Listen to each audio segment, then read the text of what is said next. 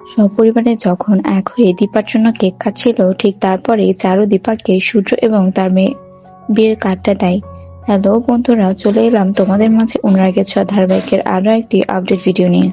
ভিডিওটি দেখার আগে আমাদের চ্যানেলটি সাবস্ক্রাইব করবেন।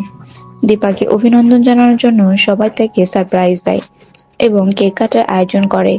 আর সেখানে সূর্য, চারু এবং সোনাও আসে। এরপরে সেখানে সেনগুপ্ত পরিবারও আসে তাকে অভিনন্দন জানানোর জন্য।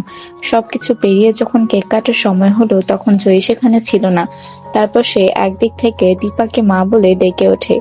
সবাই সেটা শুনে অবাক হয়ে যায়, আর সূর্য তো অস্থির হয়ে ওঠে। আর তারপর জয়ীর কাছে গিয়ে বলে, তুই আমার রূপা মা, তাই না? দীপা, তুমি আমাকে মিথ্যে বলছো, ও তোমাকে মা বলে ডাকছে, তার মানে ওই আমাদের রূপা মা। সূর্য বলে, সোনা রূপা, তুমি আমি একসাথে আছি, তাহলে কেন আমরা আগের মতো থাকতে পারি না? এরপরে মিষ্কা ভাবে তীরে এসে দড়ি ডুবতে দেওয়া যাবে না। তখন সে রূপাকে ফোন করে আর বলে, তুমি কথা শুনলে না তো? শেষ পর্যন্ত তুমি মা বলে ডাকলে দীপাকে, এখন দেখো কি হয়। তারপর রূপা ভয় পেয়ে বলে যে, আমি রূপা না, আমি জয়ী, স্বাক্ষর সরকারের মেয়ে।